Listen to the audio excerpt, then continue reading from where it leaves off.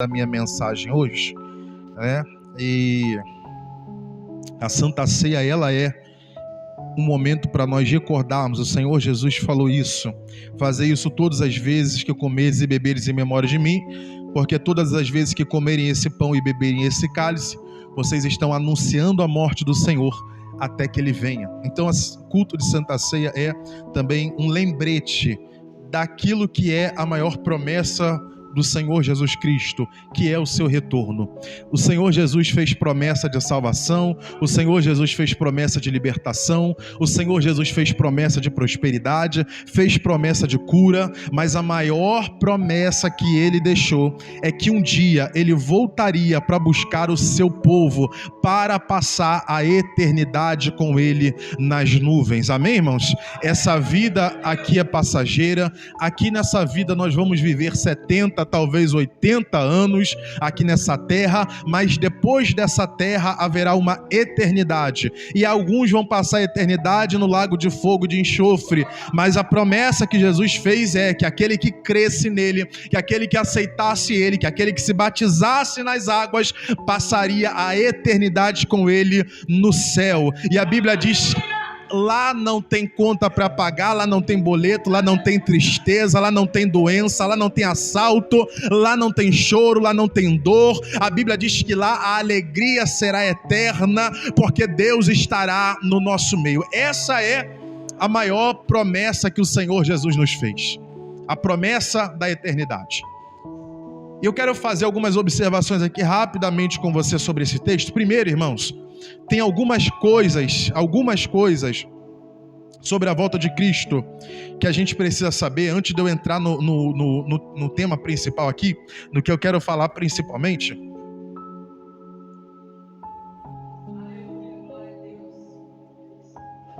Algumas coisas sobre a volta de Jesus, irmãos. Primeiro, ninguém vai poder dizer que não ficou sabendo. Ninguém vai poder dar desculpa diante de Deus na hora do juízo e dizer que não foi avisado, porque a palavra de Deus está sendo pregada e será pregada nos 4 cantos dessa terra. O Senhor Jesus disse que esse evangelho seria pregado nos 4 cantos da terra, e só depois disso é que viria o final. O evangelho está sendo pregado enquanto nós estamos aqui, e estar aqui, irmãos, é uma mordomia muito grande que a gente tem, mas enquanto nós estamos aqui, tem missionários agora em diversos lugares, nos lugares mais difíceis e inacessíveis que você possa imaginar, somente para dizer que Jesus vai voltar e que eles precisam aceitar Jesus para não serem condenados no inferno.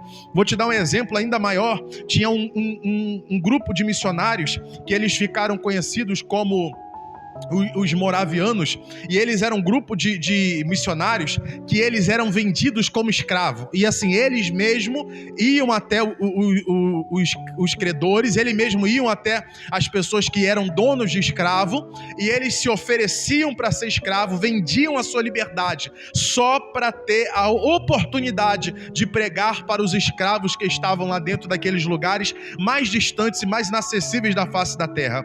Eles se vendiam como escravo para poder pregar aos escravos. A palavra de Deus está dizendo: o evangelho será pregado aos 4 cantos dessa terra. E quando nós estivermos lá na eternidade, quando essa terra passar e a gente estiver diante de Deus, ninguém vai poder dizer: eu não sabia, eu não fui avisado, ninguém falou para mim, porque hoje a internet está pregando, o rádio está pregando, a televisão está pregando, tem gente nas esquinas pregando, você passa lá na praça do Santa Cruz Shopping, tem gente pregando, lá no Antônio Carlos tem gente pregando. A palavra está sendo pregada e ninguém vai poder dar desculpa diante de Deus. Uma outra coisa, irmãos, que a gente precisa saber sobre a volta de Cristo é que a eternidade vai ser um lugar de lamento para muita gente. Vai ser para uns, irmãos, para uns, não vou dizer para nós, já profetizando aqui, para nós que vamos morar com Jesus lá na glória, vai ser lugar de alegria. Vai ser festa. A Bíblia diz que haverá festa, haverá glória, haverá alegria eternamente. Mas para muita gente, a eternidade vai ser o lamento, vai ser a lamentação, vai ser um lugar de remorso. Por quê? Porque eles vão se lembrar de todas as oportunidades que eles tiveram de mudar de vida. O Senhor Jesus contou uma história sobre um mendigo e sobre um homem rico. Esse mendigo, ele era crente, apesar de sofrer, passar por necessidade, apesar de viver uma vida de privação financeira, era crente, era temente, servo de Deus. E tinha um homem rico que não queria saber de nada. O problema não era ele ser rico, não era ele ter dinheiro, o problema é ele realmente não querer saber de buscar a Deus. E a Bíblia diz que os dois morreram. Só que o mendigo foi para o seio de Abraão, que a Bíblia chama de um lugar de descanso. É um lugar onde nós estaremos antes do descanso final, mas ali já estaremos sendo consolados de todas as dificuldades que nós passamos na terra. O mendigo então vai para um lugar de refrigério, de tranquilidade, enquanto que o homem rico vai para um lugar de tormento, vai para um lugar de sofrimento. E a Bíblia diz que o rico conseguia olhar, e de onde ele estava, ele via o mendigo no seio de Abraão, naquele lugar de descanso. E ele disse assim: Abraão, meu pai, por favor, refresque-me, nem que seja com a ponta dos seus lábios, molhe o seu dedo na boca e me refresque, nem que seja um pouquinho, porque aqui está muito quente, aqui está sendo muito difícil, aqui está o tormento é muito grande. E Abraão diz assim: meu filho, enquanto você estava em vida, você teve tudo do bom e do melhor e não se importou com as coisas de Deus. Esse homem aqui sofreu a vida inteira, mas agora está sendo consolado. Aí o rico diz assim: então pelo menos manda um anjo na terra, manda um profeta lá na terra para pregar para os meus parentes, para eles não virem para cá do mesmo jeito que eu. E Abraão diz assim: olha, eles têm os profetas, eles têm os pregadores, eles têm a palavra de Deus, e que eles deem ouvido à palavra, porque senão eles vão ter o mesmo destino que você. Irmãos, agora imagina você passar a eternidade lembrando quantas pregações você ouviu, quantos cultos você foi ou deixou de ir, quantas oportunidades você teve, e agora passou a hora, passou o tempo e você deixou escapar a sua chance. Quantas pessoas que tiveram no nosso meio louvando, adorando a Deus, servindo a Deus, fazendo a obra de Deus, e agora elas descansam, mas infelizmente não no seio de Abraão e não nos braços de Deus, porque elas perderam a oportunidade. A verdade, irmãos, que a eternidade vai ser um lugar de remorso para muita gente. Agora deixa eu te fazer aqui umas observações, irmãos, de algumas coisas que vão acontecer depois do arrebatamento da igreja. O arrebatamento é o momento em que Cristo volta, pega a igreja para levar para o céu. Antes do descanso final, antes de nós entrarmos para a cidade celestial, algumas coisas têm que acontecer.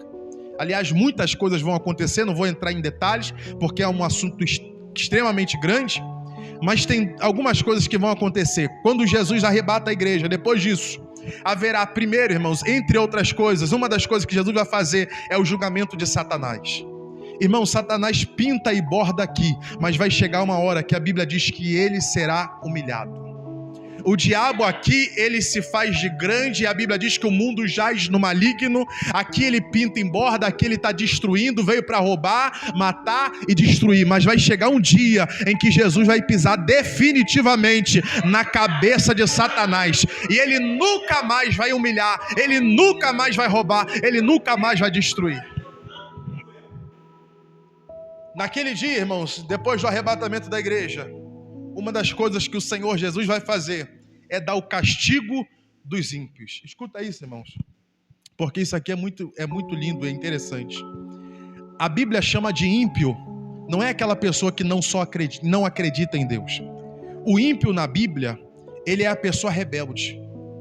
O ímpio na Bíblia é a pessoa que ela não acredita em Deus, mas além de não acreditar em Deus, ela não quer que ninguém acredite. Além de não acreditar em Deus, ela ataca e ela provoca tudo aquilo que é de Deus. Você com certeza conhece pessoas que não acreditam em Deus, ou que não são crentes, mas que respeitam a igreja, que respeita a crente, que respeita a religião.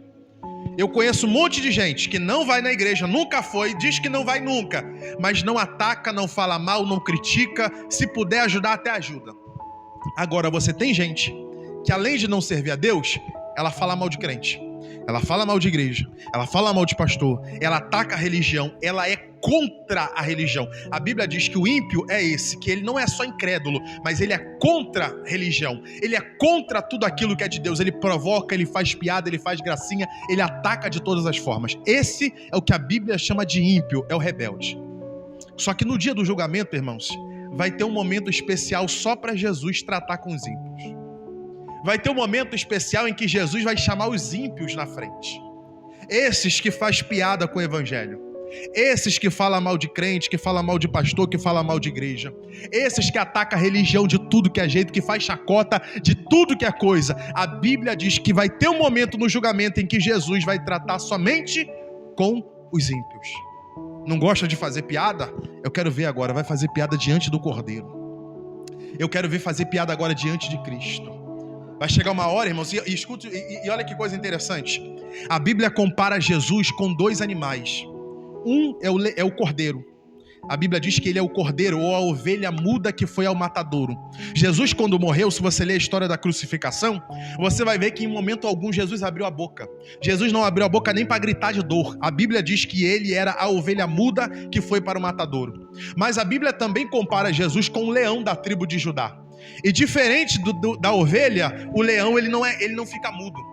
O leão não aguenta sofrimento calado. O leão não leva desaforo para casa. O leão é conhecido como o rei da floresta, o rei da selva, porque ele é um animal que ele impõe medo. Ninguém bota medo nele, é ele que bota medo nos outros animais. A Bíblia diz que hoje nós estamos vivendo o tempo em que Jesus ele é só o cordeiro. Por que as pessoas fazem piada com o evangelho e não acontece nada? Você diz assim, fez piada com o nome de Deus, Deus vai castigar. Pode castigar? Pode, mas você vai ver que a maioria, Deus não faz nada. A maioria da pessoa faz piada com o nome de Deus, faz piada com o evangelho, na maioria das vezes não acontece nada. E quando acontece, é a misericórdia de Deus para acordar a pessoa. Deus deixa, irmãos. Hoje eles fazem gracinha. Irmãos, tem grupo de artistas aí, principalmente hoje em dia, esses artistas que quer aparecer em nome do evangelho, aparecer em cima do nome da igreja. Irmãos, hoje você tem artista que o conteúdo deles é só falar mal de crente, só falar mal de igreja. É só falar mal de evangélico, é só falar mal da obra de Deus. E por que não acontece nada com essas pessoas? Porque Jesus é o cordeiro, hoje Jesus é o leão. Mas no dia do julgamento, quem vai estar no trono não é o cordeiro, quem vai estar no trono é o leão. Eles não vão conhecer o Jesus bonzinho que deixa passar, eles vão conhecer o Jesus justo que faz justiça na vida do povo.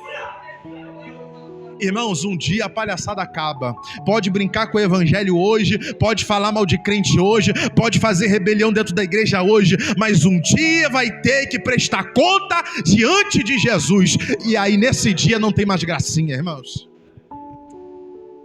E sabe outra coisa que Jesus vai fazer depois do arrebatamento? É dar a recompensa dos justos. Irmãos, a Bíblia diz que nem mesmo um copo d'água que a gente dá será esquecido. A Bíblia diz que nem mesmo um copo d'água que você dá, que você serve ao teu irmão, como o irmão me deu aqui a água aqui, a Bíblia diz que nem mesmo um copo de água, que não custa nada pra gente, nem mesmo um copo de água vai ser esquecido. Quando a gente fala aqui para você, faz a obra de Deus, não se preocupe em ser reconhecido, não se preocupe em ser pago, não se preocupe em ser valorizado, é porque Jesus está anotando. O pastor esquece o que você faz, a tua família não valoriza o teu esforço, mas Jesus está anotando. E a Bíblia diz que naquele grande dia, Ele vai nos dar a recompensa das nossas obras. Tudo o que você fez, Deus vai te recompensar. E aí, irmãos, olha que coisa interessante. Entrando aqui no texto que a gente leu, o texto diz assim que ele virá com as nuvens. E a palavra que eu quero dar para você é muito simples. A gente precisa viver com os pés no chão, mas com a cabeça lá no céu. A gente não pode viver de extremos. Escute isso, entenda isso. Existem dois tipos de crente, dois tipos de extremo. Tem o crente que ele crê tanto na volta de Cristo, ele aguarda tanto o momento em que ele vai morar com Cristo, que ele parou de viver na terra. A cabeça dele está lá no céu. Ele diz assim, eu não vou estudar, não vou fazer faculdade, não vou montar a empresa, porque daqui a pouco eu morro, daqui a pouco Jesus volta e vai ficar tudo por aí. Ele já está com a cabeça lá no céu. Com a cabeça lá na eternidade. Nem a cabeça, ele está com o corpo todo lá já. Ele esqueceu da vida aqui. Ele já passou por um extremo. E isso é perigoso. Por quê? Porque a gente não sabe que dia que Jesus volta. Aí se Jesus for voltar daqui a 100, 200 anos, você não trabalhou, não estudou, não construiu sua vida, não herança para sua família, vai viver pobre e miserável junto com a sua família. E Jesus vai voltar só daqui a 100, 150, 200 anos. Então não pode ser assim. Só que aí a gente também vive um outro lado, que eu acho que é a maioria, que são as pessoas que ela está não só com os pés na terra, mas a cabeça também está na terra. Ela esquece que Jesus vai voltar. Ela está tão preocupada com a vida aqui, ela está tão apegada com a vida aqui, que se você falar para ela, e se Jesus voltasse hoje? Ela vai dizer assim, não, Jesus não pode voltar hoje, porque eu não casei ainda. Jesus não pode voltar hoje, eu não tenho namorado ainda. Não, Jesus não pode voltar hoje, eu ainda estou fazendo meu negócio, eu ainda não fiquei rico. Eu ainda não desfrutei, eu ainda não viajei de avião, eu ainda não comprei isso, eu ainda não comprei aquilo. Pessoas que ela está tão apegada na terra que se Jesus voltasse hoje, ela ia para o céu triste. Poxa, Jesus, voltou mal a beça, hein? Voltou num dia muito ruim, eu cheio de compromisso na minha agenda, e o Senhor resolve voltar e atrapalhou meus planos. Tem crente que está vivendo esse extremo, e eu acho que essa é a maioria. Ele está com o pé no chão, a cabeça no chão, a vida dele está presa nessa terra. E o Senhor Jesus alertou sobre isso. Ele disse, nos dias de Noé, antes do dilúvio, Noé estava pregando e avisando que Deus iria destruir a terra, e as pessoas estavam preocupadas em casar, dar-se em casamento e festejar. Não tem problema fazer festa, não tem problema casar, mas estavam tão preocupadas com isso que não estavam nem aí para a mensagem do evangelho ou a mensagem do dilúvio que Noé estava pregando. Aí Jesus falou, nos dias da volta de Cristo vai ser do mesmo jeito. As pessoas vão estar tão presas à festa, tão presas aos prazeres, tão presas à sua vida, que quando Jesus voltar, elas vão ficar, porque elas não estavam se preocupando com a volta de Cristo. Por isso a gente precisa viver com o pé no chão, mas a cabeça lá no céu. Você pode fazer a sua vida, você pode casar, você pode trabalhar, você pode montar o seu negócio, você pode construir a sua família. Jesus quer que você faça tudo isso, e Ele promete que vai colocar a mão dele, vai abençoar e vai fazer dar certo. Mas não se esqueça que do dia para a noite Ele pode voltar e levar tudo embora. Não se esqueça, irmãos, que do dia para a noite Ele pode dizer assim, ó, chegou a hora, e tocar a trombeta, e você não pode estar apegado a nenhuma dessas coisas. Sabe como é que a gente vive pronto para a volta de Cristo, irmãos? É viver em santidade. Você pode fazer qualquer coisa. Deus não está te proibindo. Pelo contrário, Ele até nos incentiva. Mas em primeiro lugar, você precisa cuidar da tua vida espiritual. Você pode construir o casamento e a família, mas você precisa estar buscando a Deus primeiro. Você pode estar construindo sua empresa, trabalhando para ter uma vida confortável e dar uma vida confortável para a sua família, mas Jesus está dizendo, não se afaste do evangelho, porque se Jesus voltar hoje, a empresa fica e você fica junto com ela, a família fica e você fica junto com ela.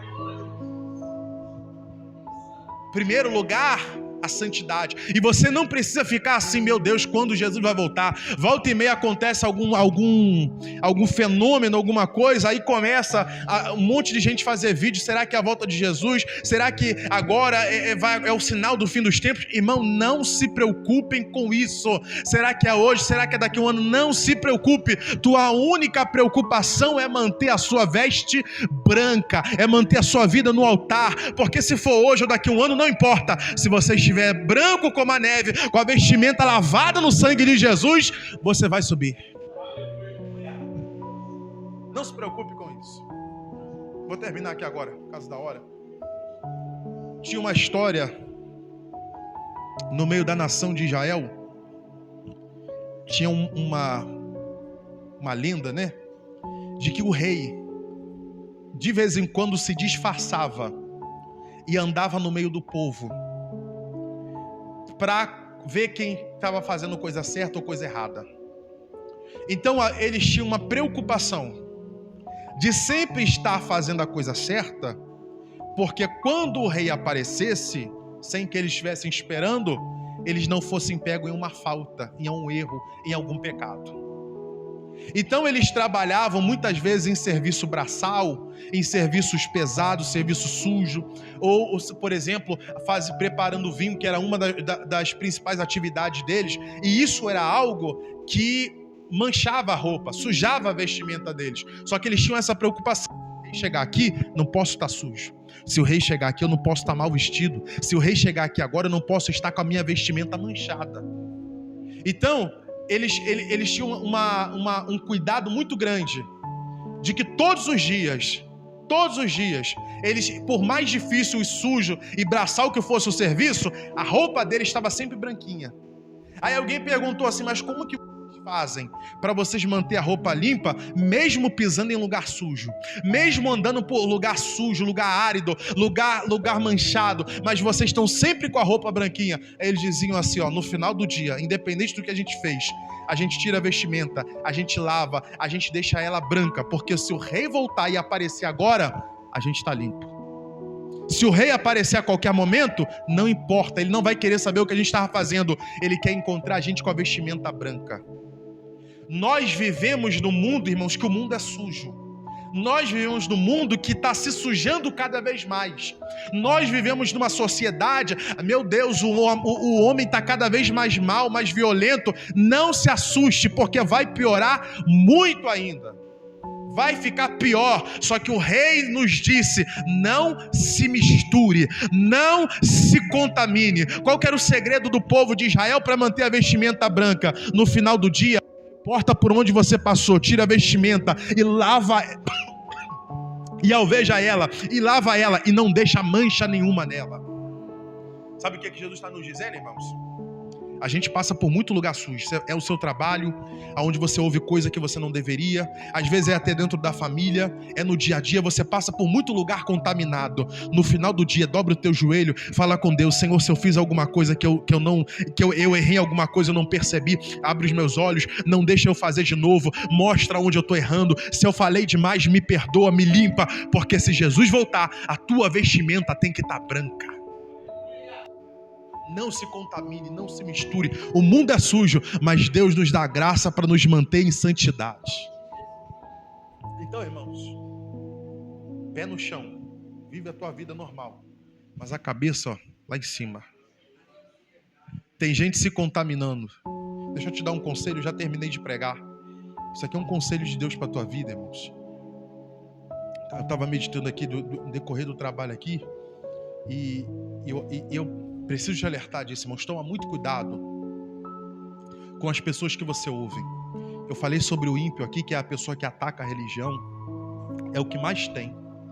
Gente ensinando errado e desfazendo os ensinamentos da palavra de Deus. Cuidado com quem você ouve sobre religião. Cuidado com quem você se aconselha sobre coisas da igreja, coisas do evangelho. Porque nós estamos vivendo numa sociedade em que o diabo não está mais lá fora, não. Lá fora a Bíblia diz que ele já é dele. Ele agora está se infiltrando dentro da igreja. Agora ele pegou a mente dos crentes. Agora ele usa os próprios crentes que não lê Bíblia, que não se santifica, para ensinar coisa errada para os outros, para fazer os outros andar em pecado. Cuidado com quem você se aconselha, com quem você anda. Porque se você se nivelar por baixo, você vai andar igual a eles. Tem muito crente aí, irmãos, que se diz crente, se diz cristão, mas a vida tá suja. Quando Jesus voltar, ele não sobe. E infelizmente, esses são os que mais dão pitaco e dizem assim: ó, não precisa disso não, precisa ir para a igreja todo culto não, não, esse negócio de campanha, esse negócio disso. Esses são os que mais têm. Cuidado com quem você se aconselha, irmãos. Você pode estar se aconselhando com o ímpio. É pé no chão, mas a cabeça tem que estar lá no alto. Amém, irmãos? Glória a Jesus de Nazaré. Vamos orar em nome de Jesus. Pode ficar sentado, curva a tua cabeça. Nós vamos orar aqui pela Santa Ceia.